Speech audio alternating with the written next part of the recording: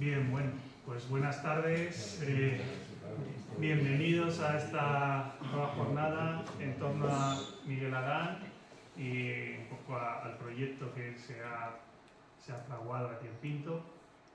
En la tarde de hoy tenemos el placer de contar con Francisco Javier Herrera García, catedrático de Historia del Arte de la Universidad de Sevilla y bueno, pues un verdadero experto en la materia que nos va a explicar hoy, ¿no? Le voy a presentar brevemente, aunque su trayectoria es muy dilatada y por lo tanto podría extenderme mucho más, pero es profesor de la Universidad de Sevilla, como he dicho, gran investigador. He hecho un poco un rastreo de sus publicaciones en una base de datos, como decía, NET, y tiene más de 44 artículos, 45 capítulos de libros diversos, coordinaciones, etc. ¿No? Es realmente un verdadero especialista. Se ha dedicado a la escultura y a la retablística y a la arquitectura sevillana, pero también a la platería entre los siglos XVI y XVIII. Su tesis doctoral realmente trató este tema, ¿no? El retablo en Sevilla en el siglo XVIII. Sí. Pero también se ha dedicado a la proyección de estas artes en Hispanoamérica, ¿no? Ha trabajado temas de México y Colombia, si no me equivoco también de Canarias, o sea, realmente estas son sus líneas de investigación principales, aunque han tratado otros temas, también cosas de pintura, visto publicadas. También ha participado en diferentes proyectos de investigación. Yo el que conocía más, aunque seguramente hay muchos más, pero el que conocía es uno que precisamente habla de escultura, ¿no? Escultura en Andalucía e Hispanoamérica entre los siglos XVI y XVIII. Y bueno, en uno de estos proyectos pues también coordino uno de los libros que son realmente referentes en el ámbito de los estudios de escultura en Andalucía e Hispanoamérica. Y bueno, le quiero agradecer personalmente pues que aceptara a colaborar en este proyecto, a escribir en el libro y por supuesto a estar hoy presente aquí para explicarnos un poco ese ámbito, ese panorama de la escultura sevillana antes de la llegada de Miguel Adán, ¿no? ¿Qué había antes para saber que se encontró Miguel Adán en Sevilla y todos los que fueron con Miguel Adán a Sevilla? Bueno, muchas gracias y le dejo con nuestro experto.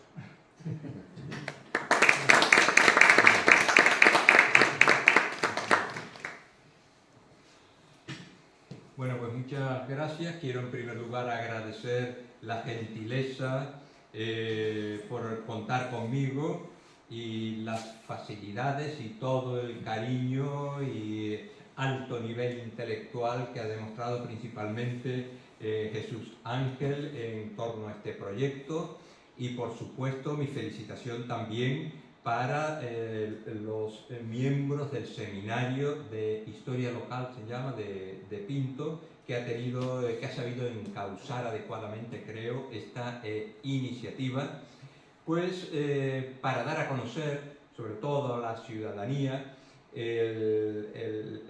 esta trascendental figura, especialmente así se le considera en Sevilla, que fue Miguel Adán, natural precisamente de aquí a Pinto. Por tanto, estoy encantado de estar entre ciudadanos y ciudadanas de esta localidad, de esta ciudad, y poderles no hablar de Miguel Adán, porque como ya ha dicho Jesús Ángel, pues a mí contó conmigo desde un principio, no para profundizar más en Miguel Adán, sino para que contara un poco lo que había antes en Sevilla, antes de llegar Miguel Adán, que es la base, por supuesto, pienso que es así, una base bastante compleja para entender el arte que se desarrolla a partir de 1761, cuando llega uno de los maestros importantes de Miguel Adán, probablemente acompañado también de Miguel Adán y otros escultores castellanos a Sevilla, 1761, y que van a producir un cambio trascendental, van a acabar con muchas cosas, rasgos, expresiones formales, expresivas de la escultura que hasta entonces había venido siendo la tradicional en Sevilla, y eso es lo que os voy a explicar un poco. ¿Por qué titulo esto Encrucijada? Porque hasta los años 60 del siglo XVI, en Sevilla, todo en la plástica escultórica, eso se podría aplicar también, estábamos hablando antes, a otras zonas de España. Lo que hay es una mezcla de muchas cosas.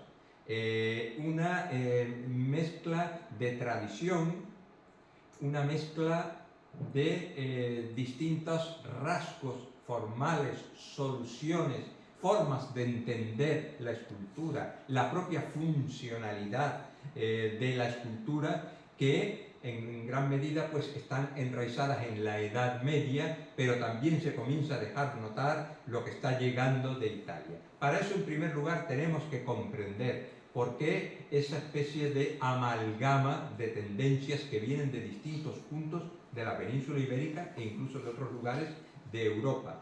Sevilla se convierte, aquí tienen ustedes el mapa de lo que es, que siempre yo creo que desde el punto de vista geográfico hay que tener esta referencia. El antiguo reino de Sevilla, así establecido desde tiempos medievales, desde tiempos de Fernando III, el rey Fernando III el Santo, conquistador de Sevilla, de su hijo Alfonso X el Sabio, el antiguo reino de Sevilla, que es donde se va a situar más o menos en el centro, a orillas del Guadalquivir, como ya saben, la ciudad de Sevilla, un centro neurálgico, un centro desde eso que llaman hoy la logística, especialmente bien situado para el desarrollo y las relaciones humanas, mercantiles, económicas, logísticas, políticas, de la Castilla de la Baja Edad Media. Ese reino comprende pues más o menos lo que hoy es Andalucía occidental.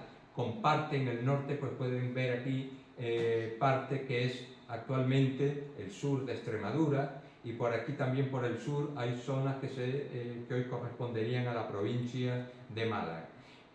Toda esta área geográfica se va a caracterizar, para centrarnos en lo que nos interesa, en una zona consumidora, intensamente consumidora de producciones retablísticas, escultóricas, pictóricas, pero mucho más, dada la trascendencia que va a tener Sevilla a partir del siglo XVI como centro neurálgico del comercio y de las relaciones con América, ese arte sevillano, ese gran taller sevillano, como muchas veces lo hemos definido, se va a proyectar también más allá de este territorio a otras zonas de la península ibérica, pero especialmente hacia el Atlántico. Se abre hacia las Islas Canarias y hacia toda la América descubierta y conquistada por españoles o castellanos.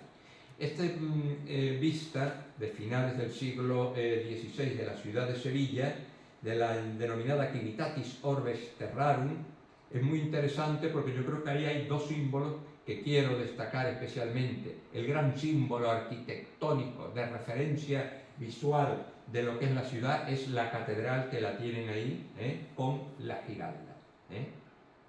La tienen en el centro. Es decir, un poco expresando el poder, la importancia que tienen las instituciones eclesiásticas.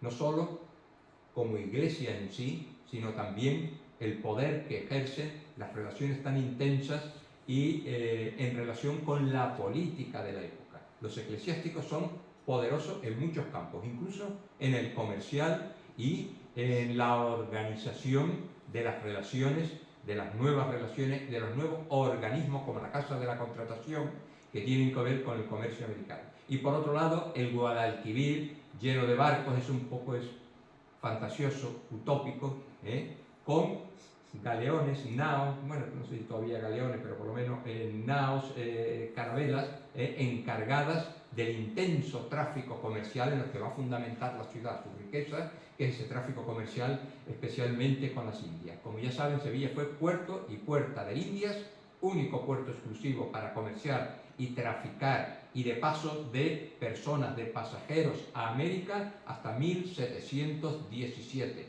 cuando es sustituida por Cádiz, y en realidad la mayoría de esas flotas americanas jamás llegaban a Sevilla porque navegar a vela por el río Guadalquivir era una auténtica tortura y era complicadísimo.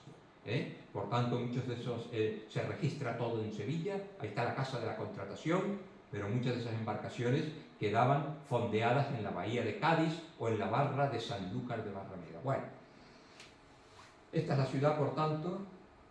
A ver.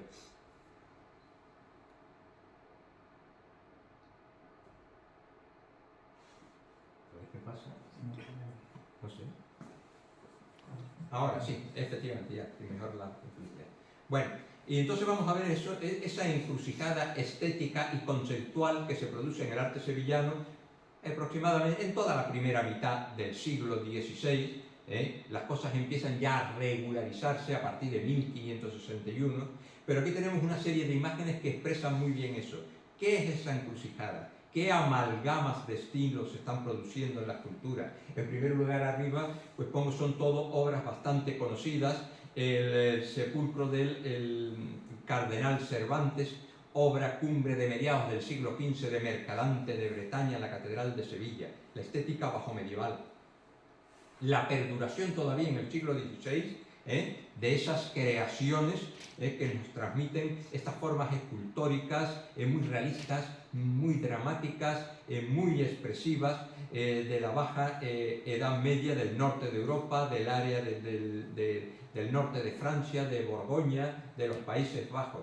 Tenemos también a la derecha, con mayor definición todavía, en ese crucificado, obra de Jorge Fernández Alemán, el gran maestro, que en Sevilla va a poner en práctica, va a desarrollar el retablo mayor de la catedral, que es expresivo de la influencia de esa estética que viene del área borgoñona y flamenca. Pero esa estética borgoñona y flamenca también llega a través de Castilla, de escultores castellanos que se han formado bien en el norte de Europa o se han formado en Castilla al calor de algunos maestros que pueden proceder del norte de Europa. Hay como una escultura, esa piedad que tienen ahí arriba a la derecha, obra de Alejo de Bahía.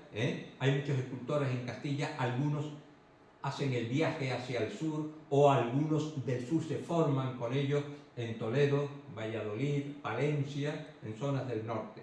Pero muy pronto llega a Sevilla también, a principios del siglo XVI, todo lo que es una corriente de clasicismo, de escultura renacentista, a través de algunos escultores que vienen sobre todo las relaciones con el área Ligur, norte de Italia, la zona de Génova, también de Lombardía, de Toscana, habían sido muy intensas y siguen siendo cada vez más intensas por el tráfico comercial, por las relaciones de personas con toda esa área del norte de Italia. Por tanto, nos encontramos desde fechas tempranas con esculturas como la de la izquierda, que tienen arriba una foto en esta magnífica exposición que acompaña este ciclo y a la presentación del libro, con la Virgen de Belén de Torrigiano, un escultor que ha sido compañero de Miguel Ángel en Italia y que en los años 20, la década de los 20 del siglo XVI, pues realiza una serie de esculturas que son paradigma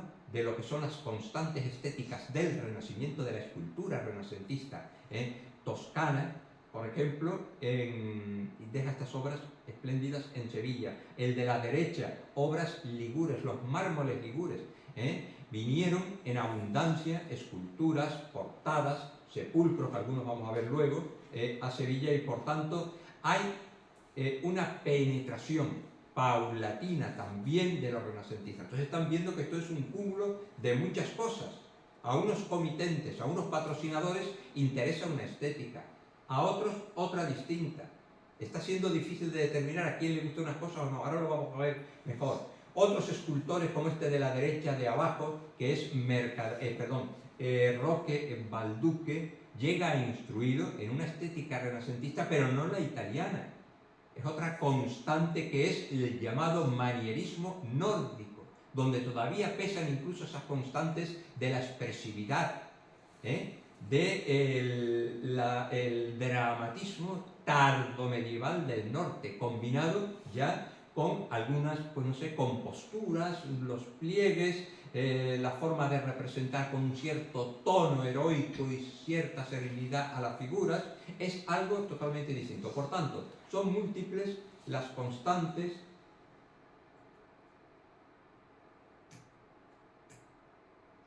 los rasgos estéticos que están penetrando en estos momentos.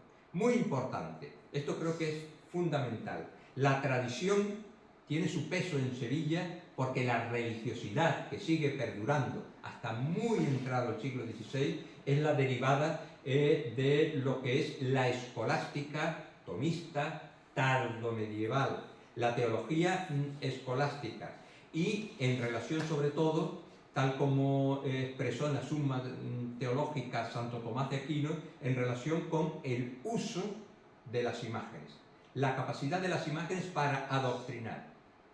Aquí les traigo la imagen de un libro editado, esta es la edición de 1529, pero la primera edición en Sevilla fue de 1504. El autor de ese libro se llamaba Juan de Padilla y era cartujo. Lo que quiero mostrar con eso es, fíjense, ese marco, como ya es plenamente, con unas pilastras renacentistas, pero la concepción del libro es plenamente medieval todavía. Pienso que la idea de ese libro, la forma de explicar, retablo de la vida de Cristo. Ese libro no es más que episodios de la vida de Cristo, sintetizados de los evangelios, acompañados de pequeñas imágenes como las que están viendo ahí, que ilustran esos episodios. Es un libro para instruir al fiel. Es un libro donde los episodios tienen un carácter continuo, narrativo. Todo eso es muy propio de esa concepción escolástica de la imagen, y es la que ponen en práctica la inmensa mayoría de los retablos góticos. Y es la que se pone en práctica en el último de los grandes retablos góticos, que es precisamente el retablo mayor de la Catedral de Sevilla. Creo que ese libro sirvió de guía para seleccionar todos los episodios que podemos ver en ese retablo, del que ahora no vamos a hablar, porque vamos a hablar de algo más avanzado respecto a esto. Por tanto, un libro, una forma de presentar la enseñanza de lo que son los evangelios con ilustraciones, no solo para enseñar, sino para que en el fiel cunda el ejemplo de cada uno de ellos y que quede la huella y que despierte incluso la devoción, eso es propiamente escolástico todavía, y esa tendencia, ese uso de las imágenes explicativo, narrativo, didáctico, todavía sigue perdurando en Sevilla. Otro aspecto que creo muy importante desde principios del siglo XVI, en Sevilla se intensifica la propaganda de sus devociones. Quiero decir, de santos y santas, que son las principales devociones, patrones, patronas de la ciudad, a través de pintura y sobre todo de escultura. Aquí les pongo a una de las santas que más impulso cobran a partir de entonces, de las que se hicieron muchas esculturas, pero no busquen escultura porque solo prácticamente de este periodo solo quedan algunas las que os voy a poner a continuación, pero sí nos quedan pinturas de Santa Justa y Rufina. Esta es la famosa pintura de la Capilla de los Evangelistas de la Catedral de Sevilla, obra de otro artista, pintor que viene del norte, Hernando de Sturmio, ya avanzada de los años 40 del siglo XVI, donde se representan a las santas alfareras vestidas como matronas romanas, como ricas matronas extraordinariamente enjolladas. Y siempre la giralda en el centro va a ser ahora el símbolo de las dos santas, porque según una leyenda, en 1504 hubo un terremoto en Sevilla. Cada vez que hay un terremoto en la historia de Sevilla, todo el mundo mira la giralda. ¿Se caerá la giralda? No se caerá la giralda. No se cayó la giralda. ¿Por qué? Porque las santas Justas y Rufina acudieron a sujetar la giralda, una a un lado y otra a otro. Cuando ven las obras de Murillo, la Santa Justa y Rufina con la giralda en el centro, ya saben a qué se debe esa iconografía siempre, que nos viene muy bien porque vemos la evolución incluso estética exterior que ha ido sufriendo la giralda a lo largo de los tiempos. A ver. Aquí las tienen, las dos santas y la ciudad, una maqueta de la ciudad de Sevilla, en el retablo mayor de la catedral, de en torno a 1515, 1525 puede ser esa maqueta, que donde están muy bien representados algunos elementos, hitos arquitectónicos de la ciudad. Vemos en el centro, no sé si lo ven bien, la mole de la catedral gótica, la giralda sobresaliendo, allí se ve la torre del oro, la torre de la plata, la puerta de Jerez, la torre de otra de las grandes importantes parroquias de Sevilla, Santa María la Blanca, y a un lado y a otro las dos santas patronas de Sevilla como protectoras de la ciudad. Bueno, esto tiene otras lecturas también, que no me voy a detener ahora en eso porque quizás quiero hablar de algo más avanzado. A ver, bueno, Bien, otra devoción, lo que corresponde ahora, la Virgen de la Antigua. Precisamente ahora tiene un impulso tremendo. La devoción de la Virgen de la Antigua, que como saben es una pintura mural de principios del siglo XV, pero que según la tradición, según la leyenda, se vincula a los tiempos de la conquista de Sevilla. Fue una de las devociones que facilitó que Fernando III conquistara la ciudad. Según esas leyendas, una imagen milagrosa y una imagen que tiene ahora una enorme propagación en territorios americanos. No se olviden que los conquistadores, descubridores, conquistadores como Colón, como Cortés, quería decir, se me ha olvidado ahora el nombre, el Magallanes y el otro, el que dio la vuelta al mundo, Elcano. Juan Sebastián Elcano, efectivamente, oraron en la capilla de la Antigua y cuando regresan, los pocos que regresaron, fueron a darle gracias. Por tanto, en América tuvo una enorme difusión. No fue casual que Colón le pusiera a una de las islas que encontró en el Caribe Antigua, por ejemplo. No fue casual que una de las primeras ciudades fundadas en Centroamérica, hoy sería territorio colombiano, llamada Santa María de la Antigua del Darién, por ejemplo. Pero es que ahora en Sevilla se empiezan a reclamar la devoción. En Sevilla gusta, desde tiempos medievales, que cualquier devoción se pueda procesionar con ella, que se pueda activar, que se pueda movilizar las imágenes. Por tanto, por eso comienzan a surgir, como esos ejemplos que tienen ahí, versiones con diferencias, no exactamente copias de la pintura mural de esa Virgen en escultura. En el centro tienen aquí pues una de ellas que se encarga desde las Islas Canarias en 1521 y que hoy se encuentra en Betancuria, en la isla de Fuerteventura. Encontré la documentación donde se expresa con claridad que quieren una Virgen de la Antigua, no dice para Betancuria, sino para la isla de Fuerteventura, pero yo creo que es esa que se localiza en esa ciudad de esa isla de Canarias. Y la de la derecha también, de la advocación de la Antigua, por esos mismos años, y 1520, 1525, se encuentra hoy en una localidad de la Sierra de Huelva, que se llama Cala, también la advocación de la Virgen de la Antigua. Y se solicitaron muchas más, hay documentación para otras, ahora veremos alguna otra. Bueno, vamos a ver.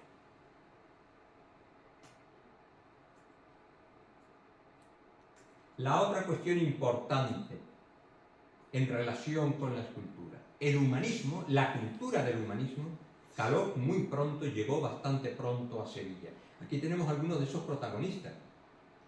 Gente que estuvo en Italia, porque fueron viajeros, que porque se formaron en Italia, que tienen conocimiento de la cultura. Arriba, a la izquierda, tienen a don Fadrique Enríquez de Rivera. Viajó a Tierra Santa y recorrió toda Italia y quedó fascinado por el renacimiento toscano-genovés.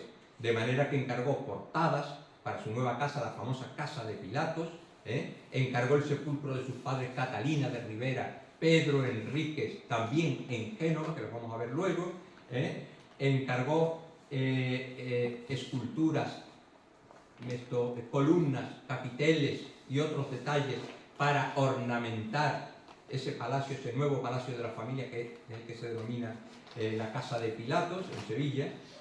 Allí a la derecha tienen a maese Rodrigo Fernández de Santaella, descendiente de judeoconverso, formado en Bolonia, ocupó altos cargos en Roma, en el Vaticano, como visitador, empapado de la cultura del humanismo. Pero ahora van a ver las contradicciones, porque en esta encrucijada está llena de contradicciones, como vamos a explicar ahora. Otro de los grandes humanistas, mecenas del momento. Aquí tienen el sepulcro con el retrato de Baltasar del Río, también descendiente de judeoconverso, también formado en Italia, también humanista. Encargó uno de los grandes retablos que todavía no está bien documentado, por mucho esfuerzo que hemos hecho en intentar encontrar la documentación, no ha salido nada, de él sí ha salido mucha documentación. Baltasar del Río, obispo de una diócesis pues, que ya no existía, que era la diócesis de Escala, obispo de Escalas. Ahí construyó una capilla patrocinada por él, una fundación Obra Pía, asociada a la misma, pero finalmente no se sepultó ahí, porque tenía un hermano llamado Francisco que ocupaba altos cargos importantes en en Roma, en el Vaticano, y poco antes de morir él viajó a Roma para ver a su hermano, y en Roma pues escribió una carta donde dice eran gemelos, que él había nacido al mismo tiempo que su hermano, había nacido junto a su hermano, y que por tanto quería estar sepultado junto a su hermano. Por eso se quedó en Roma, sepultaron en Santiago de los Españoles de Roma, y la sepultura de Sevilla quedó como una gran decoración catedralicia, pero allí no está su cuerpo. Aquí abajo tienen otro conocidísimo, Hernando Colón, una gran biblioteca. Compró y reunió una colección de libros y de grabados espectacular, en gran parte de la cual hoy conserva la biblioteca capitular, la biblioteca colombina de Sevilla. Bueno, otro gran humanista que construyó un gran palacio y que trae el Renacimiento. Humanismo, sinónimo de estética, el código estético del humanismo es el Renacimiento. Por tanto, está justificado, o debería estar justificado, que estos grandes humanistas, grandes mecenas, poderosos, incorporen a sus fundaciones la estética del humanismo. Pero van a ver que no fue así. Y eso nos desconcierta muchísimo y no acertamos a explicarlo con claridad. Por último, aquí les pongo también otro gran responsable, patrocinador, canónigo de la catedral, el chantre Juan de Medina, que está sepultado precisamente en la catedral de Sevilla, y otro de los grandes humanistas, con un retablo cuyas pinturas las encargó al pintor formado en Italia, Luis de Vargas. Bueno, y esta es la contradicción. Aquello es un retablo gótico de la izquierda. Allí es donde está el retrato de Maese Rodrigo Fernando de Santaella, que se ha formado en Bolonia, que ha pasado media vida en Italia, que ha estado en los principales centros donde ha triunfado el humanismo y la estética del Renacimiento. Y llega a Sevilla y su fundación es un retablo gótico. Ahí está la encrucijada. El por qué no aceptamos a explicarlo. Las pinturas sí son más renacentistas, de Alejo Fernández, Estamos hablando de una obra se pone en práctica 1508, 1509, 1510. ¿Será que todavía no hay en Sevilla ningún tallista, ensamblador, escultor capaz de poner en práctica un retablo de talante renacentista? Otro caso, otro heredero de judeconverso. Su padre, no digo más, acabó en la hoguera. Y su madre logró ir a Portugal en la segunda mitad del siglo XV y escapó. Pero en Sevilla hicieron una imagen que representaba la madre y la llevaron a la hoguera también, porque eran falsos conversos. En fin, él es Miser García de Gibraleón. Casi toda su vida estuvo en Roma, pero fundó una capilla en la Catedral de Sevilla, la Capilla de las Doncellas. Se inspira en una institución romana que era la Anunciata, donde había una obra de caridad similar a esta que él funda en Sevilla. ¿Qué consistía? En dar una aportación económica, que es lo que se está viendo ahí. En el centro de la mesa hay unas pequeñas bolsas que tienen monedas, y aquí están las doncellas, todas vestidas de blanco, jóvenes, pobres, humildes, que no tienen para la dote y acceder al matrimonio. Por tanto, él les va a donar una aportación económica para que tengan su dote y se puedan casar. Esa fue su fundación. Pero lo curioso es que ese retrato donde se le representa ahí en el centro, Miser García de Gibraleón, encargó también desde Roma. Ha visto todo lo mejor del Renacimiento en Roma, lo que se había producido hasta que él fallece, no recuerdo ahora el año que es, pero fue temprano. El retablo va a ser un retablo gótico todavía.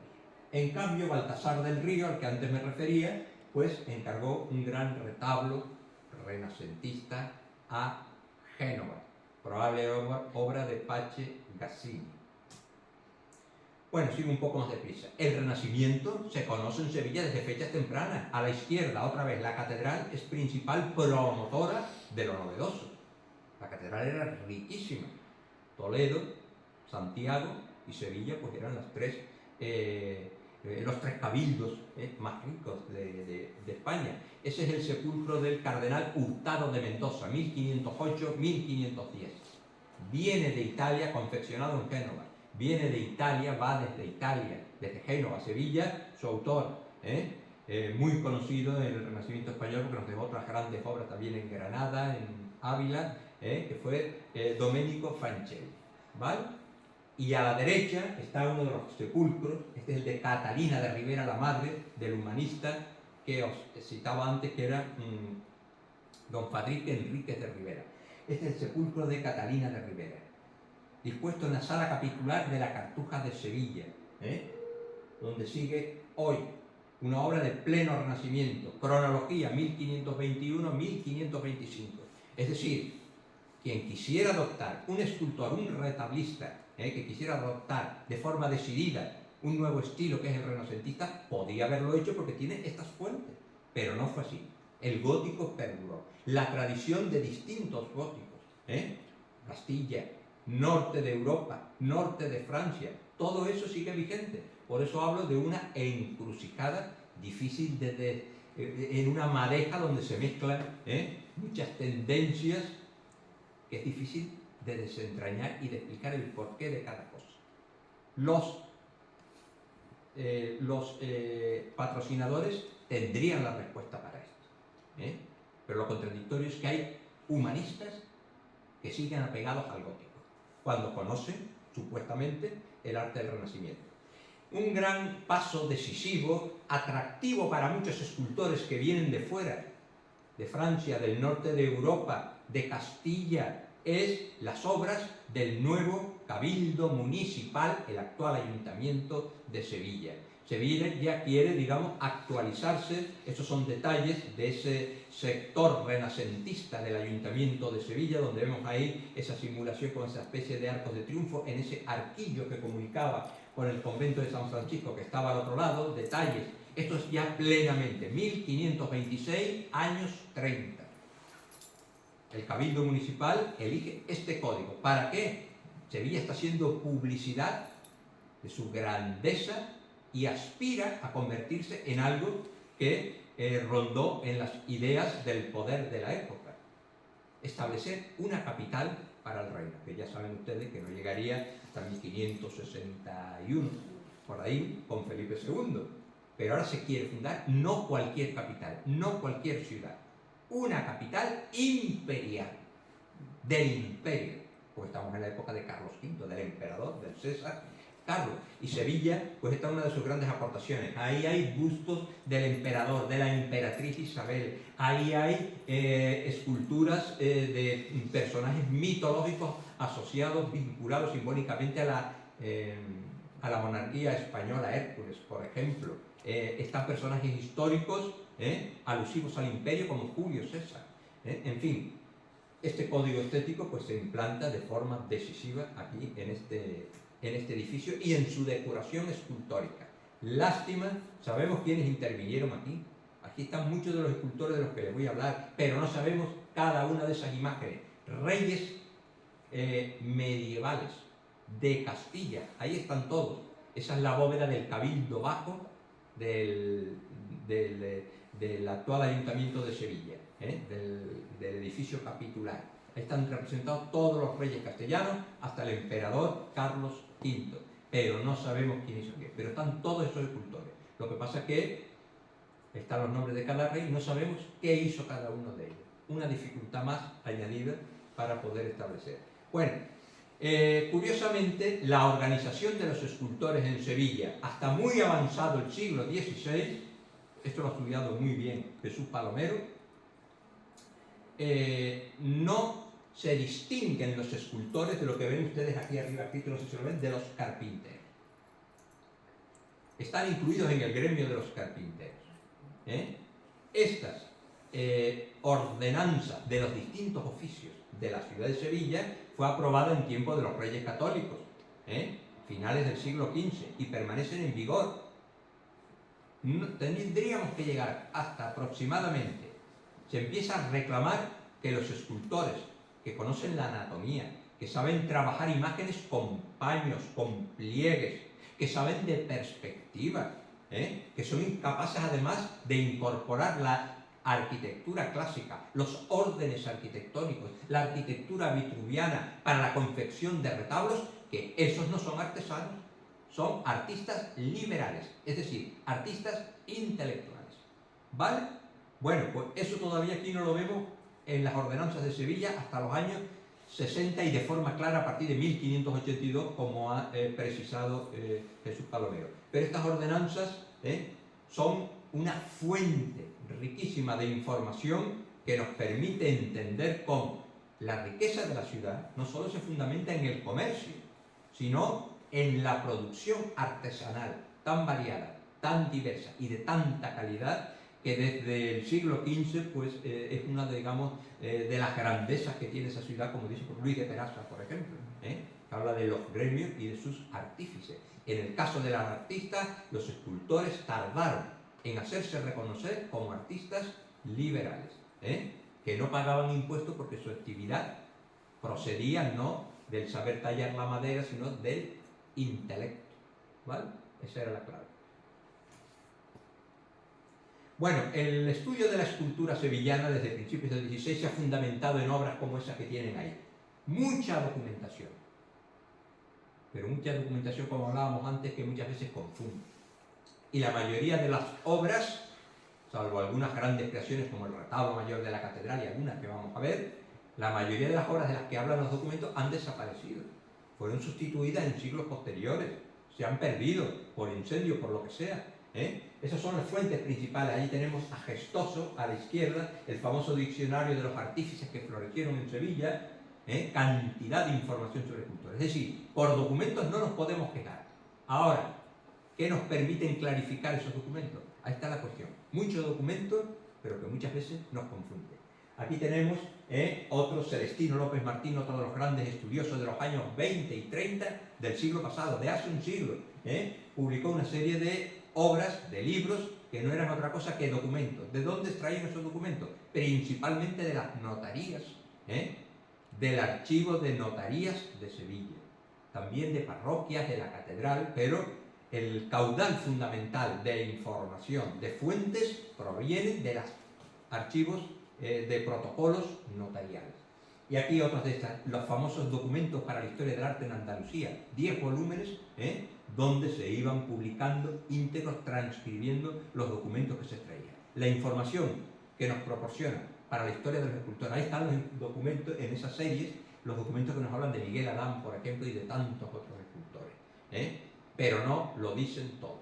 Son documentos a veces muy positivistas, muy fríos, datos, pero que no nos permiten llegar al fondo de la cuestión. Esa es la gran tarea que tenemos pendiente y que nos sigue animando a investigar. Hay que cazar no solo documentos, sino buscar también fuentes que nos informen de la religiosidad de la época, de cómo se entendían las imágenes, de qué experimentaba un fiel ante las imágenes, para tener una comprensión cabal. A partir de esas series documentales que os he enseñado, luego surgen ya estudios, los de Hernández Díaz, iconografía hispalense de la Virgen Madre, ya estudios que procuraban un poco aplicar esos documentos para catalogar, para hablar de artistas. El catálogo arqueológico y artístico de la provincia de Sevilla, editado desde finales de los años 30 hasta los años 50, es otra gran, ya ahí aparece pues muchos estudios, se clarifican autores, sus obras, se catalogan, o esa obra que es un punto de partida importante, donde primero yo creo que se dedica a Miguel Adán un capítulo, un apartado singular, que es la imaginería hispalense del Bajo Renacimiento, también de Hernández Díaz. Bueno, siguiendo con las obras que nos interesan ahora, yo creo que un punto de partida, uno de los ejemplos que mejor nos muestra esa encrucijada, esa amalgama de estilo, es la culminación del retablo mayor de la Catedral de Sevilla. El gran retablo mayor de la Catedral se había comenzado a construir hacia 1508. El tramo central, es decir, las 7 calles y los 4 cuerpos, con la parte superior, lo que ven ahí a lo alto, que simula como la armadura, la techumbre de un templo, de un palacio, eso quedó concluido en 1526. Se dieron prisa, ¿por qué? Porque en 1526 contrajo matrimonio en la Catedral de Sevilla el emperador Carlos V con la emperatriz Isabel de Portugal. Quería que estuviera listo por lo menos el tramo central, pero las llamadas en la documentación a las laterales del retablo, los lados, que son también grandes recuadros con altos relieves y relieves escultóricos, eso no se habían finalizado. Eso se retoma a partir de 1550 y no se concluyen hasta 1564. Y ahí es donde vamos a ver. Lo que vemos ahí en las calles centrales no hay problema, es una escultura de tradición, siguiendo los principios estéticos de la escultura borgoñona, dramática, con algunos avances renacentistas. Todo se puede comprender dentro del taller de Jorge Fernández, un escultor que hoy sabemos que fue formado en Sevilla, que no era flamenco, que no era borgoñón, como descubrió precisamente el profesor Palomero, sino que se formó con esos escultores borgoñones, flamencos de los Países Bajos, que trabajaban en Castilla. Probablemente las primeras obras de él pueden estar en el retablo mayor de la Catedral de Toledo. Me parece haber visto allí algunas obras que concuerdan con lo de él. Bueno, pero eso no es el tema ahora. El tema ahora es que eso quedó concluso, las calles centrales, pero los lados, las alas laterales o los laterales del llamado guardapolvo estaban por concluir. Y ahora vamos a ver aquí, en esas alas laterales, cómo se va a manifestar esa multiplicidad de tendencias que va a caracterizar en estos momentos, en estos años centrales del siglo XVI, a la escultura sevillana. Aquí se han documentado algunos autores como Pedro Becerril y Roque Balduque, que son los autores de esa gran escena del juicio final, donde vemos esa combinación de imágenes muy dramáticas, que gritan, que gesticulan, que expresan eso, el pathos, podríamos decir, con formas secas todavía, cuerpos muy duros, todavía la tradición de carácter tardogótica se hace notar en esas imágenes. Aquí tenemos, por ejemplo, este sector de ahí que os muestro ahora, es el que se ha relacionado con Pedro de Becerril. Y yo creo que también con ese Pedro de Becerril, que viene de Castilla, que no sabemos casi nada de él, puede ser el autor de estas dos imágenes laterales, con las bocas abiertas, como clamando, gritando, hablando, expresando algo muecas, incluso, que representan reyes del Antiguo Testamento. Después tenemos la figura, la gran figura de Roque Balduque, que viene también de Bois-le-Duc, de una localidad que está en el condado de Brabante, era Brabançon, lo que hoy es parte de Bélgica. A Roque Balduque se le atribuye una serie de esculturas de estos grandes altos relieves, con algunas esculturas también de bulto, que son el juicio final, la conversión de San Pablo, Jesús entre los doctores, que es la que les enseño aquí.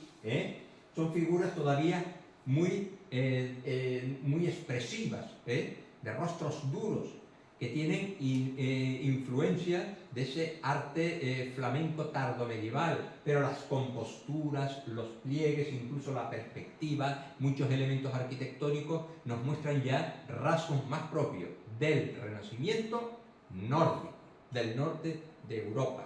Este va a ser el gran escultor sobre el que ahora voy a volver de forma particular, que triunfa en Sevilla a partir de 1534 hasta el año de su muerte, que fue en marzo de 1561. Por tanto, ese año es clave para la evolución de la escultura sevillana, porque también llegan los castellanos. También llegó Vázquez el Viejo, como decía antes, y Miguel Adán acompañando a Vázquez el Viejo. Otro de los grandes artífices fue Pedro de Heredia. Se dice que estos escultores son los herederos algunos. Pedro de Heredia es un caso curioso. Es el hijo del primero de los grandes escultores del retablo, el que he citado ya, Jorge Fernández. ¿Por qué no se apellida Fernández? Pues por algo muy curioso que se ha puesto de manifiesto, porque el apellido Fernández tenía connotaciones de judeo-converso. En cambio, la madre, la esposa de Jorge Fernández, se llamaba Constanza de Heredia. Todos los hijos e hijas adoptan el apellido de la madre, no el del padre. Según ha expuesto un colega de allí del Departamento de Arte de la Universidad de Sevilla, era debido a esas connotaciones de posible origen judío-converso que tenía el apellido Fernández. Bueno, lo dejo ahí. Ven ya que es un escultor mucho más avanzado, todavía con figuras muy rectas, con esos pliegues tubulares, la herencia del padre en esos rostros muy expresivos que tienen aquí. Allí se representa la multiplicación de los panes y los peces. Aquí está la expulsión de los mercaderes del templo, muy agitado, muy gesticulante, pero otra vez, igual que ocurre con Balduque, son unas figuras, unos rostros mucho más serenos, más renacentistas en definitiva. Y aquí tenemos pues otra de las, o la transfiguración, que también se debe a este Pedro de Heredia, el heredero. Fue un escultor muy importante, he encontrado mucha documentación de él, pero no me pidan que les enseñe las obras porque la mayoría, la inmensa mayoría, por desgracia, pues no han llegado a nuestros días. Afortunadamente las del retablo mayor de la catedral sí se conservan. Vamos a ver ahora algo sobre Roque Balduque, que es ese escultor clave, muy difícil. Abundantísimas esculturas, este es el que más esculturas se conserva, pero son esculturas con variedad de matices, con variedad de soluciones formales, lo cual ha hecho pensar que su taller debió ser muy importante, muy amplio, y según a quien le toque terminar la escultura le da, digamos, un resultado estético y formal diferente, ¿vale? Fue un gran retablista. Conocemos muy mal su escultura, no está bien catalogada, pero sus retablos, gracias otra vez a la contribución, a los estudios de Jesús Palomero, pues más o menos sí que están bien estudiados y se han definido bien y bien explicados, ¿vale? Esto es uno de los grandes retablos. Ya ven que estas grandes empresas, a partir del retablo mayor de la catedral, no son obra de un único autor. Era imposible que los confesionara no solo un autor, sino un único taller. Aquí se establece eso que usted llama hoy una... no recuerdo ahora el nombre, de una, cuando varias empresas se ponen de acuerdo para participar en un gran proyecto. Bueno, esto es una obra auténticamente empresarial. Se van sucediendo, se comprometen a realizar partes distintas, los diferentes autores. Y ahí está Roque Balduque en este gran retablo de la localidad gaditana de Medina Sidonia, que afortunadamente pues, se conserva íntegro y bien restaurado. Ya ven el periodo larguísimo de ejecución, era imposible, no había medios ni había capacidad. Fijaros todavía como ahí se ve un poco todavía la herencia de ese gusto por la imagen abundante, por muchos relieves con detalles explicativos, narrativos, propios de esa tendencia escolástica de origen tardo medieval, de la Baja Edad Media. Pero aparecen también ya esculturas de gran compostura, de gran elegancia, más propias de los renacentistas. Yo creo que el crucificado, San Juan y la Virgen que estáis viendo ahí en lo alto del retablo se pueden incluir dentro del catálogo de las obras de este escultor que llegó de Bois-le-Duc, de la zona de Bramante. No se sabe si primero trabajó en Castilla antes de llegar a Sevilla, y en 1534 lo encontramos trabajando precisamente en la obra que antes les mostraba, en las esculturas de piedra para decorar el cabildo municipal de la ciudad de Sevilla. E inmediatamente en los años 30 va a estar también trabajando, pero tampoco se sabe qué hizo en cada lugar, en otra de las grandes obras de talante renacentista que se inicia en esos momentos, la sacristía mayor de la Catedral de Sevilla. También creo que en la base de ese retablo grandioso que hemos visto, pues se encuentran estas esculturas con escenas de la pasión de Cristo. Aquí Cristo ante Pilatos, Cristo atado a la columna siendo flagelado, tienen los rasgos propios de ese dramatismo, esas figuras alargadas, un poco rígidas, un poco medievales todavía, pero se desenvuelven, tienen un movimiento y tienen un marco arquitectónico que ya es propiamente renacentista.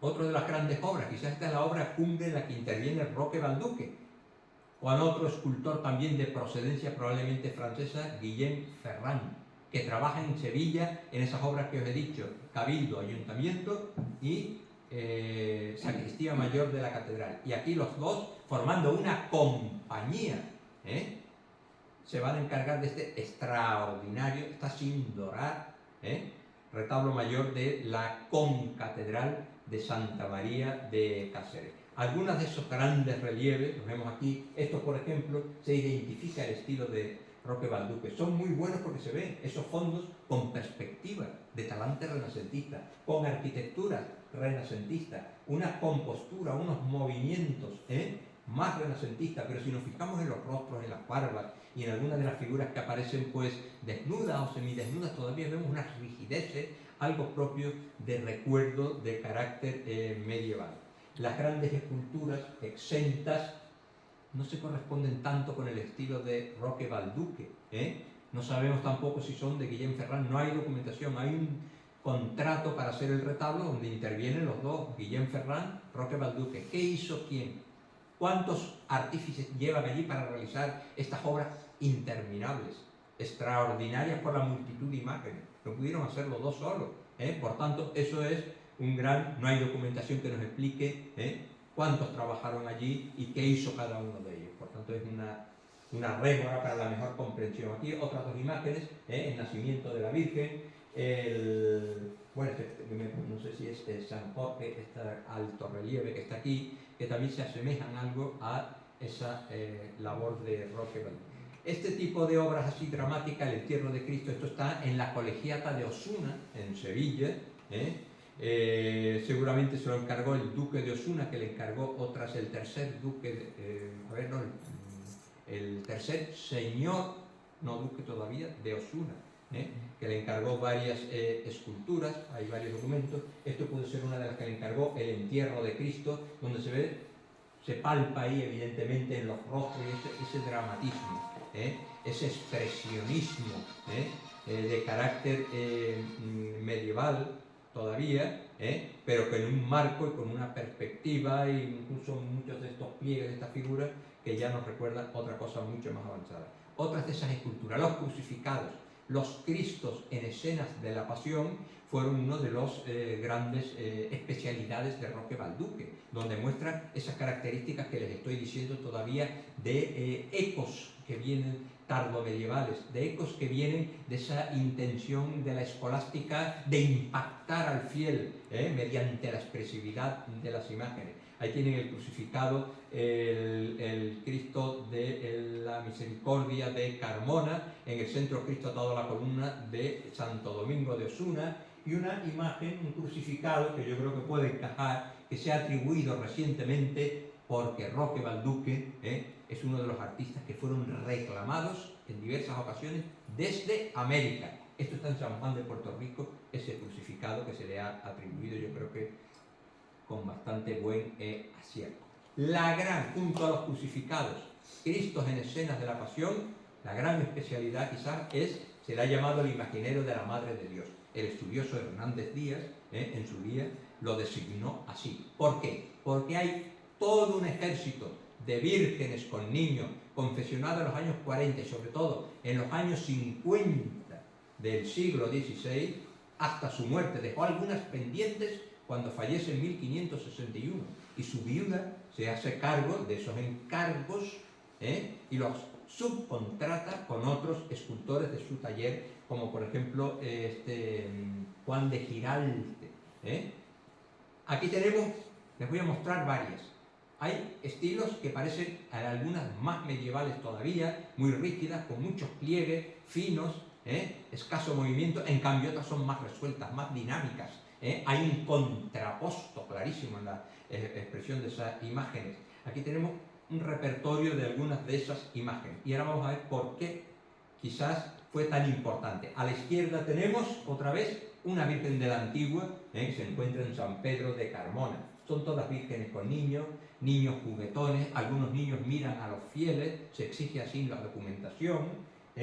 Esta otra que está en el centro es la Virgen de la Cabeza de una parroquia. Sobre todo las parroquias sevillanas, muchas no se conservan, encargaron imágenes de este tipo, con sus respectivos retablos, con sus respectivos estofados que se encargaba Antonio de Alfiano, un estofador, pintor, que policromaba estas imágenes y que trabaja en muchas ocasiones con Roque Balduque. Y la de la derecha, otra vez América. Esa es la denominada hoy en día Virgen de la Evangelización, de la Catedral de Lima.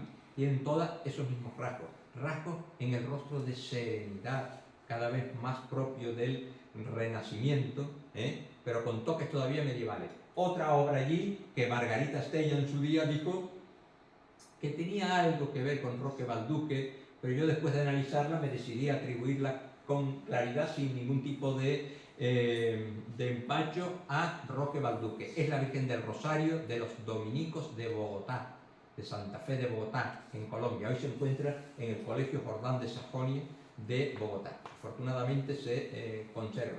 Esta del centro, una Virgen todavía de gran devoción en Sevilla, la Virgen del Amparo, protegió a su barrio, la Magdalena, del famoso terremoto de 1755, el famoso terremoto del 1 de noviembre de ese año, el llamado terremoto de Lisboa, porque tuvo ese epicentro en Lisboa, y hoy en día, en los próximos días, en torno al 1 de noviembre, la sacan en procesión y sigue siendo, y tiene sus cultos y sus festividades. También claramente una obra de Roque Balduque. Esta otra que está en la iglesia de Santa María de Arcos, en la provincia de Cádiz, también propia de él. Les sigo mostrando algunas más. Aquella de allí, que tiene en el pecho una abertura, porque era una virgen sagrario, también dentro de esta misma tónica de imágenes marianas, se conserva hoy, no sabemos qué advocación tendría, en el Museo de Bellas Artes de Sevilla. Esta del centro es la Virgen de la Misericordia del hospital homónimo de Sevilla, donde todavía se conserva. Y esta, esas más avanzadas que parece que se mueven, que tienen un acusado contraposto, pliegues más amplios, ¿serían de otros artífices del taller o sería de la evolución propia del escultor, de Roque Balduque? Esta es la Virgen de la Granada de la parroquia de San Lorenzo. Bueno, y una última que os pongo, otra que se ha restaurado recientemente y se ha recuperado una riquísima estofado, policromía, la Virgen de Gracia de los Agustinos de la localidad también sevillana de Marchena. Esta que tiene aquí. ¿Por qué tantas vírgenes? ¿Por qué tantos documentos de algunas vírgenes de ese tipo que ya no se conservan? Pues yo creo que aquí está la clave de esto. Es este obispo, Fernando de Valdés, inquisidor general del reino, presidente del Real Consejo de Castilla y arzobispo de Sevilla en los años que tienen ahí, 1546-1566. Solo estuvo en todo ese periodo 2 años residiendo en Sevilla. Y fue a Sevilla precisamente para atender un proceso inquisitorial contra los frailes del convento de San Isidoro del Campo, donde había un conato de luteranismo muy claro. Acabaron en la hoguera la mayoría, como se pueden imaginar, algunos se salvó, pero había ahí uno, García Arias, que se oponía al culto a las imágenes. Este, Fernando de Valdés, estuvo esos 2 años. ¿Quién gobernó la diócesis, complicada diócesis, riquísima diócesis, arquidiócesis de Sevilla en ese periodo? Pues él solo estuvo prácticamente 2 años. Los provisores, especialmente uno llamado Juan de Obando, que se puede decir que era su mano derecha en el gobierno de la arquidiócesis en Sevilla. Y de ahí parte tanto de las ideas. ¿Qué es lo que ocurre? Aquí tienen en el centro una de las obras y de los autores que más odió Fernando de Valdés. Este es el Enquiridium o Manual del Caballero Cristiano, nada más y nada menos que una de las personalidades que más intelectualmente influyó en España, de Erasmo de Rotterdam. Ahí se critica el culto a las reliquias y a las imágenes. Estamos ya en tiempos contrarreformistas. Estamos en tiempos 1545, se ha iniciado el Concilio de Trento. Y Fernando de Valdés es el autor de esta obra que está aquí. Índice de libros prohibidos. Ahí se prohibía, por ejemplo, el Enquiridium de los tiempos. Uno de esos focos luteranos, uno de esos presuntos luteranos, Arias, que citaba hace un momento, García de Arias, también en sus escritos, declaraba que no era conveniente el culto a las imágenes porque se podía caer en la idolatría. Quizás todas estas imágenes marianas que se encargan ahora para todas las parroquias de Sevilla es un intento de renovar el imaginario mariano y potenciar frente a estas teorías que se declaran heréticas, potenciar el culto a las imágenes marianas, pero también a los Cristos crucificados. Y esos son los 2 platos fuertes, podríamos decir, del taller de Roque Balduque. Quizás toda esta empresa de Roque Balduque atiende a esta directiva que viene desde un arzobispo, desde un Juan de Obando provisor, que se muestran contrarreformistas y que quieren revitalizar entre los fieles el culto a las imágenes. Y por eso renuevan esas imágenes marianas, donde cuidan mucho la expresión, donde cuida mucho que el niño mire a los fieles, a veces sí, otras veces no, y lo que sean imágenes, además dicen los documentos, procesionales, que no sean para adosar un retablo y que no estén trabajadas por detrás, sino son de bulto, porque pueden servir también para sacar a la calle o para someter a otro tipo de actividades de carácter litúrgico, cultural. Bueno, pues este es, yo creo que un poco lo que hay detrás de esa abundancia de imágenes marianas y de ese taller de Roque Balduque que se pone al servicio de estas ideas. Estas otras ya por último pongo algunas más, de Roque Balduque, el grupo Santa Ana, la Virgen y el Niño de 1557. Los años 50 fueron frenéticos para ese taller. La mayoría de las esculturas que conservamos son de ese periodo. Santa Ana la Virgen, de esa parroquia, de ese pueblo de Sevilla que tienen aquí, y donde todavía siguen perdurando ciertos rasgos de rigideces que parecen más medievales que renacentistas, pero fíjense esa cara amplia, que se vean bien los rasgos, que se vea bien un poco la expresión serena ahora de esas imágenes. Otro crucificado, que es de lo último que se ha documentado como obra de Roque Balduque, aunque se le había atribuido, el de la Vera Cruz de la localidad también sevillana de Lebrija.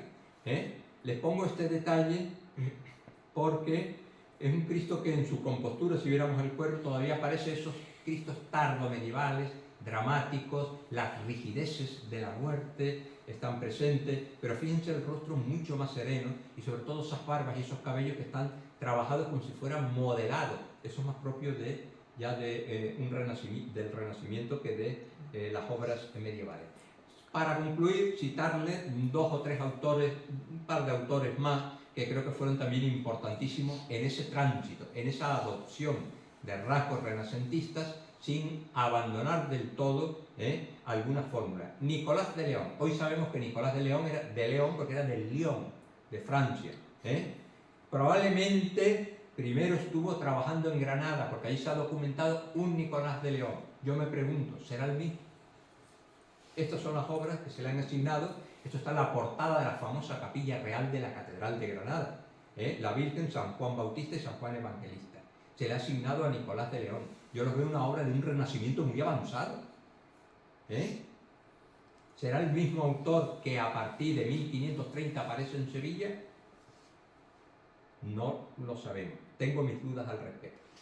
Y ese Nicolás de León, aquí tienen la obra de 1525 de Torrillano, expresión cumbre, es de barro cosido, policromado, que hoy se encuentra en el Museo de Bellas Artes de Sevilla, la Virgen de Belén, obra de Pietro Torrillano, de Florencia, había trabajado en Inglaterra también, donde dejó extraordinarias obras.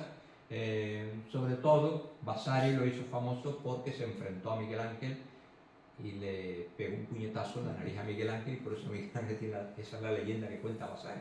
En Sevilla nos dejó estas obras, también fue problemático, acabó en el castillo de San Jorge de la Inquisición, porque destruyó una imagen precisamente, y ahí lo tenemos, esa Virgen con el Niño. Esa Virgen que la hizo para el convento, desaparecido hoy en día, de San Jerónimo, de Sevilla, en una capilla específica para ella, pues debió causar impacto enorme, 1525, una fecha temprana, como para que todos los artistas se hubieran sumado a una estética renacentista.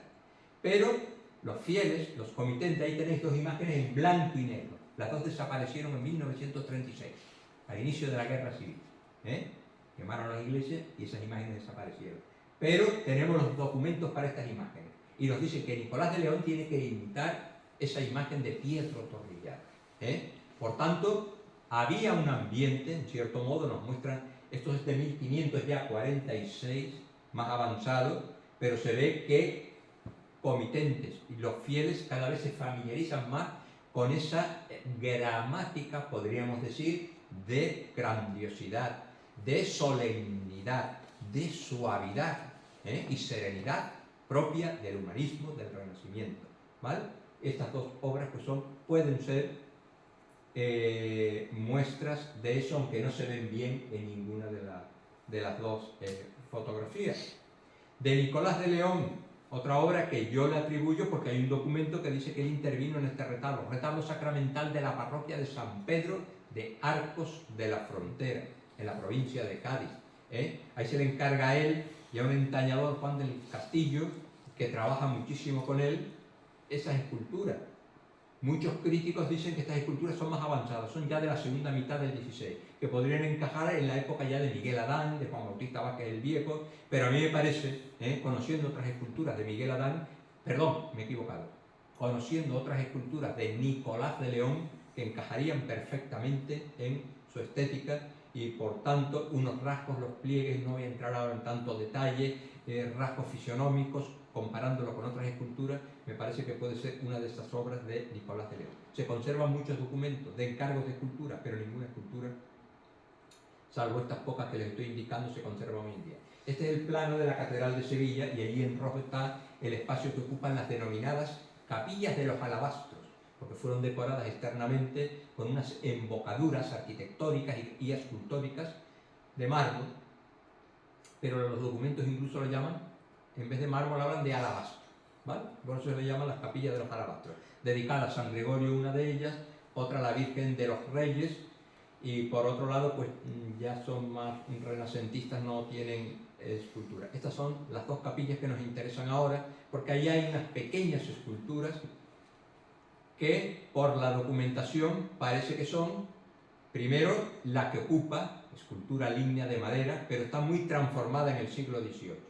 Incluso esa toca que lleva, yo pienso que es del XVIII, repolicromada, el rostro, el niño, sí puede recordar las obras del XVI, de los años 30, 40, hasta la Virgen de los Reyes, como decía, y se supone que puede ser una obra de este Nicolás de León.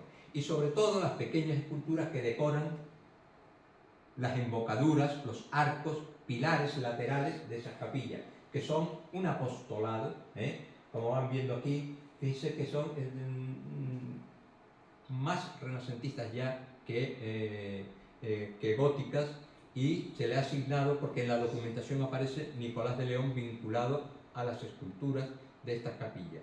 Aquí tenemos San Juan, evangelista claramente identificable, la forma de los pliegues, la compostura, el equilibrio, aunque sean pequeñas, pues sí parece que este es un escultor, y esas interiores, sobre todo esas esculturas interiores, son mucho más avanzadas. Hay rasgos ahí en los cabellos, en el equilibrio, en la compostura que muestran, que nos permiten ver que este es un escultor que quizás llegó formado en esa estética tardomedieval desde Francia, pero que Granada, Sevilla, digamos, se reconvierte a unas formas mucho más avanzadas. Y por último, hablo de Pedro de Heredia. Ya cité los principales altos relieves de las alas laterales del retablo, donde se veía una clarísima transición hacia las formas del Renacimiento. Otras muchas obras de él no se conservan. En los años finales de su vida, años 70, tuvo un enorme, 60-70, un enorme protagonismo en la escultura sevillana, porque tuvo cargos importantes, fue veedor de los escultores, fue examinador de los jóvenes que querían acceder al oficio de la escultura y tenían que examinarse previamente para poder abrir taller. Este fue uno de ellos. Y también Pedro de Heredia, igual que había hecho su padre Jorge Fernández, exportó algunas esculturas a solicitud de la Casa de la Contratación a América, para dotar de imágenes algunas iglesias, como por ejemplo en la zona de Cartagena de Indias, Santa Marta. Precisamente para Cartagena de Indias hay una documentación de un crucificado y imágenes de la Virgen que encargan a Pedro de Heredia en los años 40 del siglo XVI. Desde luego en la Catedral de Cartagena no se conservan, ni en otras iglesias, pero hay una capilla en las afueras de Cartagena de Indias, Colombia, que es la capilla de San Roque, donde se encuentra ese crucificado, que no es propiamente, yo creo que esto es factura de algún escultor, de los primeros escultores, que a lo mejor podría ser español, sevillano, quién sabe, o podría ser un indígena que ya ha aprendido a trabajar la madera y la talla. No creo que sea obra esta de Pedro de Heredia, pero los rasgos del rostro, de la cabeza ahobada, típica de Pedro de Heredia, la anatomía, me recuerda mucho las esculturas de Pedro de Heredia. Quizás esto sea un crucificado inspirado en uno de esos que le encargó la Casa de la Contratación precisamente para la Catedral de Cartagena de India. No lo sé, pero lo pongo aquí como imagen final. En definitiva, pues lo que he querido mostrarles es que no hay un estilo concreto. Ese estilo ya mejor definido en la escultura sevillana, y los orígenes, pienso yo, de las llamadas supuesta escuela escultórica sevillana, yo creo que eso no llega sino a partir de la labor previa de Bautista Vázquez, de Miguel Adán, de Gaspar del Águila, de Jerónimo Hernández, pero ya en la última década del siglo XVI, cuando ya hay un estilo definido y lo que le da, digamos, personalidad propia a ese taller va a ser precisamente la incorporación a todo eso, al romanismo castellano o al manierismo, no sé cómo sería mejor llamarlo, la incorporación del naturalismo, del incipiente naturalismo, que de forma clara ya vemos en la obra de otros autores posteriores, como Martínez Montañés, como Francisco de Ocampo, etc. De momento, hasta el año 1561, yo creo que todo esto que hemos visto es demostrar que había una gran indefinición, que gustaba todo según a quién. Algunos clientes optaron decididamente por los renacentistas, por una escultura, por unos retablos, por unos monumentos funerarios, claramente inspirados en la estética del humanismo, en el Renacimiento, de origen italiano, pero que también se filtran rasgos, a través de Roque Balduque, por ejemplo, que vienen de lo tardomedieval y del incipiente renacimiento, manierismo nórdico. Y todavía la vigencia, sobre todo los años 30, 40, de lo propiamente la expresión, el dramatismo, la expresividad, realismo incluso, que proviene de esa escultura tardomedieval que también había tenido mucho éxito en Sevilla. No podemos hablar sino de un solapamiento de tendencias. Bueno, no les canso más. Muchísimas gracias por su atención.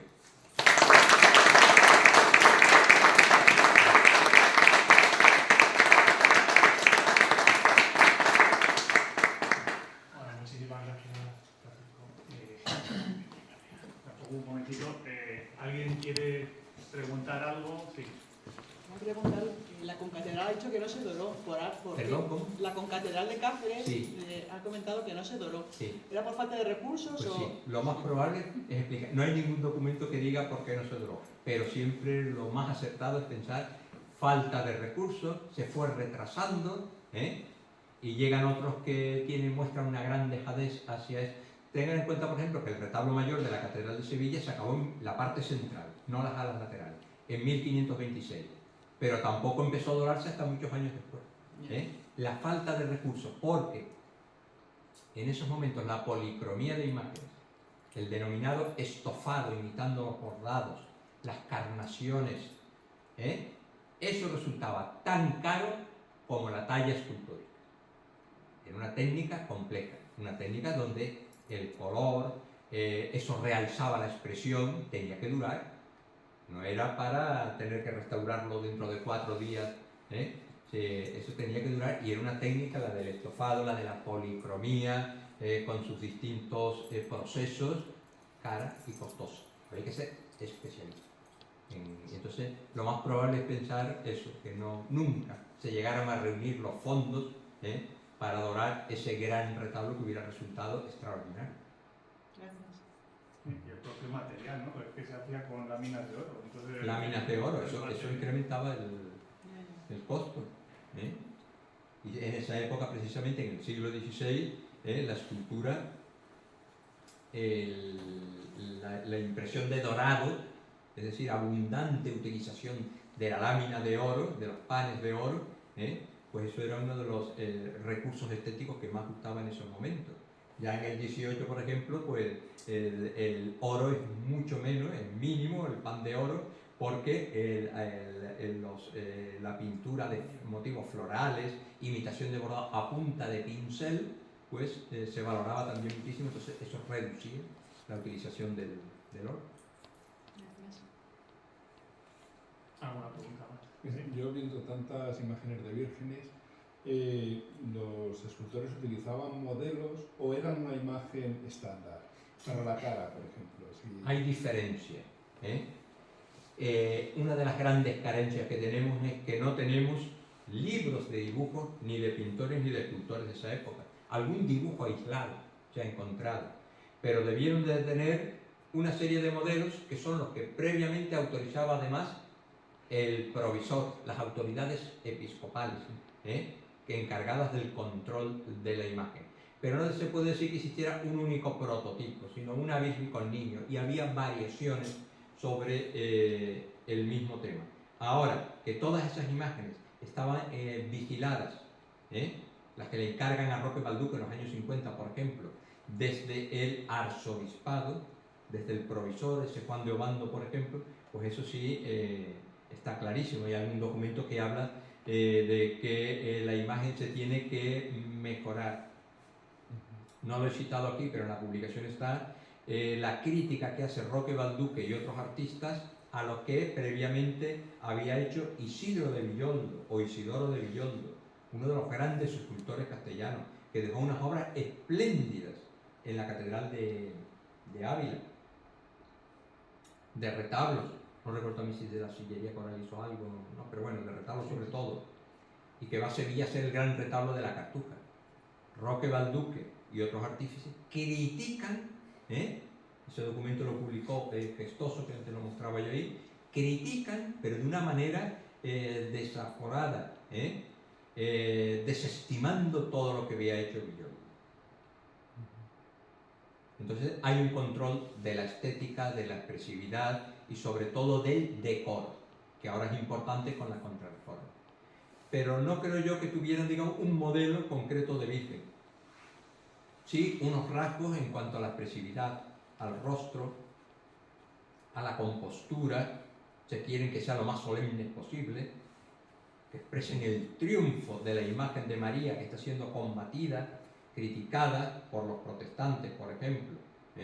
Entonces ese énfasis mariano ya ha empezado desde antes, en Sevilla, muchas imágenes de Virgen con niños, pero ahora más o menos existe ese prototipo cada vez más solemne, cada vez de rostros más amplios, que es el que hace Roque Balduque y es el que promueven desde el arzobispado.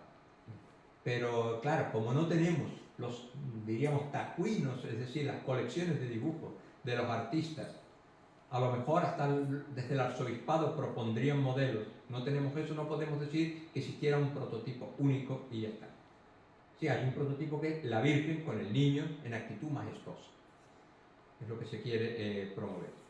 Y sobre todo convencer a los fieles del culto a esas imágenes. Gustar a los fieles. Eso sí lo dicen algunos documentos. Que el niño mire a los fieles y que les sonríe, por ejemplo, que les atraiga de alguna manera. Pero eso, si lo vemos así fríamente, también podría ser propio de la escultura tardomedieval, de esa escultura de talante escolástico, expresiva. ¿Alguna pregunta más? Bueno, yo quería subrayar un poco de nuevo el carácter didáctico de esta conferencia, porque era un tema muy complejo, o sea, y él lo ha puesto de relieve, esa complejidad de corrientes artísticas, estéticas que se dan en esos años en Sevilla, previos a la llegada de los castellanos, y nos lo ha explicado, yo creo que de una forma muy didáctica, muy bien. A mí me ha quedado muy claro un poco toda esa amalgama de corrientes y luego también cómo intervienen las autoridades eclesiásticas y otros factores, ¿no? Pues me ha sorprendido, por ejemplo, el tema de los judío-conversos y cómo, también lo que has explicado del apellido y tal. Me ha surgido la duda de estos Adán, sí. Porque luego cuando van a Sevilla, los hijos y nietos de Adán no se llaman Adán, solo uno de los nietos, ¿no? Adquieren el nombre, o el apellido, mejor dicho, de la madre, y eso quizá esté detrás de alguna razón de esta, bueno, no sabemos, pero yo creo que esa mezcla de iconografía, elementos artísticos, pero también de sociología artística, de elementos del contexto religioso y tal, es muy interesante para comprender mejor las obras que estamos viendo, no solo explicar pues eso, los paños o los elementos formales, sino todo lo que rodeaba la imagen artística. Sí, es que por un lado hay una doble tendencia. Autoridades eclesiásticas que son cultas, que son humanistas, hacen obras como el que citaba aquí, este Juan de Medina. Conoces el famoso retablo Altar de la Gamba, que es una alegoría de la Inmaculada tremendamente compleja, donde aparece Adán, donde aparece la Virgen con el niño. Son obras descifrables, comprensibles para una élite, que necesariamente es una élite intelectual, pero las vírgenes como las que estaba mostrando, eso no son para una élite, eso son para que llegue al pueblo, que mayoritariamente pues sigue siendo inculto, que no tiene acceso a una literatura compleja desde el punto de vista de la Sagrada Escritura, ni nada de eso, sino que debe un poco guiar sus sentimientos religiosos a través de la imagen. Y hoy en día, los que vayan a Sevilla y vean un poco cómo es el ambiente religioso de la ciudad, yo creo que lo comprenden fácilmente, porque la imagen en Sevilla sigue siendo todo. Por eso hay talleres de escultores neobarrocos y todo lo que queramos, pero muchos de estos aspectos que estamos viendo aquí del impacto que debe causar la imagen, guiar el sentimiento devocional, pues todo eso Se está fraguando en ese momento. sí, ese fragua ahí, y en gran medida pues Sevilla es una ciudad que permite comprender todo eso porque sus habitantes y en fin, no hay un fin de semana si van a Sevilla que no, si quieren ver una procesión vayan cualquier fin de semana, siempre habrá una u otra, y si quieren ver muchas pues vayan en Semana Santa, pero ese gusto por la imagen, atractivo por la imagen mariana, es quizás yo percibo que es lo que más sigue impactando, pues ahí un poco se gestaron muchos de estos aspectos, donde se vuelve a mezclar lo escolástico con lo contrarreformista. Yo no creo que es que sea, a lo mejor yo lo dije aquí, pareció que aquello pasó de moda rápido, la escolástica sigue entreverándose, enhebrándose con lo que viene luego, que es la contrarreforma. De hecho, es un ejemplo perfecto de cómo el patrimonio del pasado llega hasta nuestros días, ¿no? O sea, cómo hay pervivencias, ¿no? En ese sentido. Y todavía en Sevilla se puede percibir eso, ¿no? Un poco Sí. la herencia de ese momento, ¿no? Del siglo XVI y todo lo que conllevó. Sí. Y nada, bueno, pues nada, reiterarte nuestro agradecimiento por estar Nada, aquí. un placer Y estar esta tarde aquí. muchísimas gracias. Gracias a ti y a todos ustedes.